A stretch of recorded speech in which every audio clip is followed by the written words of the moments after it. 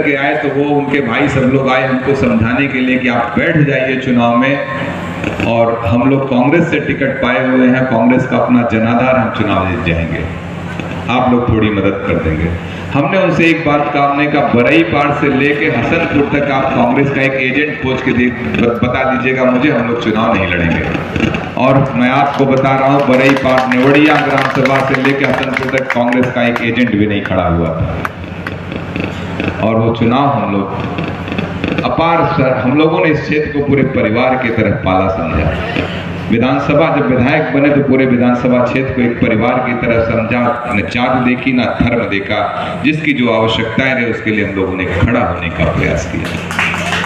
समाज में अगुवाई इसीलिए की जाती है, अगर हमको नेता के रूप में चुने, मान लीजिए हम 47,000-48,000 वोट पाकर चुनाव जीते थे, लेकिन मतदाता तो उस समय 2,76,000 होते थे, तो क्या हमारी 2,76,000 लोगों के प्रति मेरा उत्तरदायित्व तो नहीं था, केवल 47,000 लोगों के प्रति था।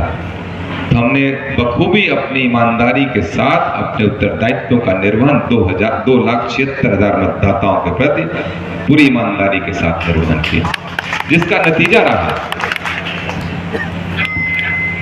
हम लोग 2007 में, अभी समर बहादुर भाई साहब भाषण दे रहे थे, जात की राजनीति इतना प्रभावी हुई थी उस समय। हमसे कहे कि सब लोग, हमारे आदरणीय प्रिंसिपल साहब भी यहाँ बैठे थे, अभी हम लोगों के पिता आदरणीय विजय पाल सिंह जी यहाँ उपस्थित थे, हमसे बोले कि आप बीएसपी से चुनाव लड़िए। मन से मैं कह रहा हूँ, स्वीकार करते हुए, अभी लोग यहाँ पर हैं, उसमें हमारे ओम प्रकाश भाई साहब भी थे उस बैठक में, अरुण सिंह जी थे यहाँ के बैठक, बहुत से लोग हमारे थे उस समय, 15-20 लोगों की एक कोर कमेटी की बैठक थी हमारे बंसफा आवास पे। हमने कहा हम चुनाव जीत लेंगे, आप लोग बस साथ खड़े रहिए, हिम्मत रखिए, हम चुनाव जीत लेंगे। और इस बार कहते हैं ना, पूत बाढ़े पिता के कर में, खेती बाढ़े अपने कर में।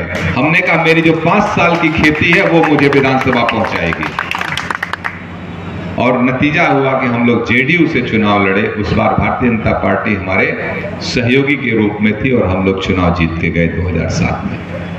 तमाम समाजवादी पार्टी की सरकार थी, यहाँ पर अनुराग यादव डीएम हुआ करते थे, हमारे घर दबिश डाले, 2 दिन पहले वोट पड़ना था, दबिश डाला तमाम लोगों के। ओम प्रकाश बताइए, मास्टर साहब थे, इनके ऊपर लाठी भी उस आदमी ने चलाई थी, और जनता तो यहाँ हमारे गांव में उसको घेर लिया था, हजारों लोग घेर लिए थे उसको, नहीं इसको मारेंगे। हमने कहा नहीं, बीएसएफ के लोग बचाए, हमने कहा इन्हें ले जाइए, नहीं तो पब्लिक के रात का समय था, शाम का ही समय बदौलिया टाइम थी। हमने कहा कि पब्लिक है, पब्लिक को थोड़ी जानती है मॉब में कब तब्दील हो जाए, भीड़ बैठी यहाँ पर, कब अभी लुहा हो जाए किसके ऊपर। जब मॉब में तब्दील होती तो फिर इसको रोक पाना बहुत कठिन हो जाता है। हम लोगों ने बचा के निकाला। हमने कहा चाहिए यहाँ से, आपका जो काम है उसको करिए, आप पार्टी बंदी मत करिए। साइकिल चला रहे थे डीएम, आपको ख्याल होगा, इस जिले में बहुत से लोग हैं, सब लोग जान रहे होंगे। ये सवाल इसलिए है कि बहुत से सवाल मैं आजकल देख रहा हूं, तमाम तरीके के नैरेटिव गढ़े जाते हैं, चाहे सत्ता पक्ष हो विपक्ष हो। लेकिन एक चीज हम कह दें आप लोगों को, इस देश का संविधान एकदम अटल है, वो चाहे भारतीय जनता पार्टी हो, चाहे वो समाजवादी पार्टी हो, चाहे कांग्रेस हो, किसी की हैसियत नहीं समाज संविधान के साथ छेड़छाड़ कर सके। इस बात को याद रखिए, संविधान ने हमें बहुत ताकत दी है। एग्जीक्यूटिव निर्णयों से आदमी कुछ भी कर सकता है, लेकिन बच्चों देखो किसी को डिस्टर्ब नहीं करते हैं, नहीं तो हमें बोलने में कठिनाई होगी, हम भी मुद्दे से भटक जाएंगे, आप लोग इसे करते रहेंगे।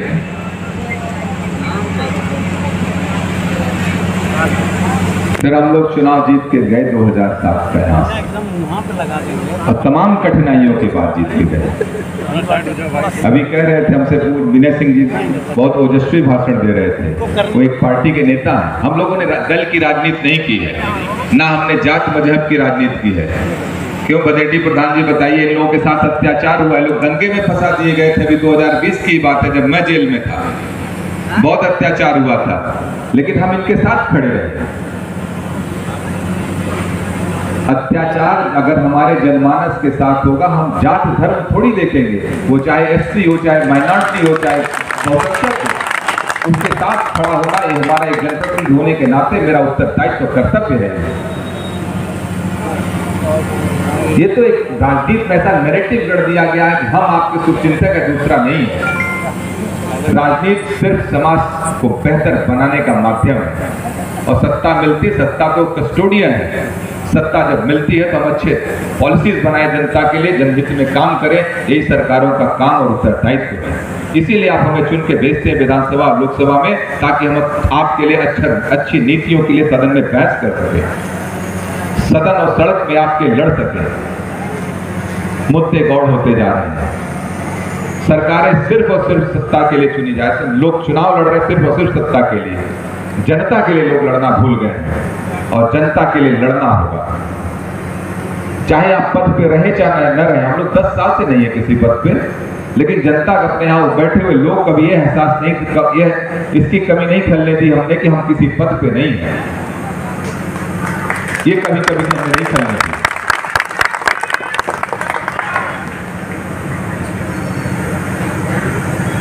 लेकिन हम नहीं रहे हैं, लेकिन हमारे साथी तमाम रहे हैं। हम तो 2014 तक सांसद थे ना, फिर हमने 2016 में यहाँ प्रिंसू जी एनएलसी बना के भेजा गया, तब से निरंतर जनता की सेवा कर रहे हैं। विनय सिंह 2015 में समाजवादी पार्टी की सरकार थी, भारतीय जनता पार्टी से लड़ रहे थे प्रमुख। इनके यहाँ मंत्री, एक राज्य मंत्री प्राप्त थे, वहां के विधायक थे, यहाँ बैठ के चुनाव हर बार थे, कोई भारतीय जनता पार्टी का। आज हम चुनाव में हम औरों की तरह नहीं कि हम तटस्थ हैं, हम यहाँ पर आप लोगों को यही आग्रह करेंगे कि प्रदेश में एक अच्छी सरकार चल रही है, आप लोग भारतीय जनता पार्टी को वोट करें, समर्थन करें।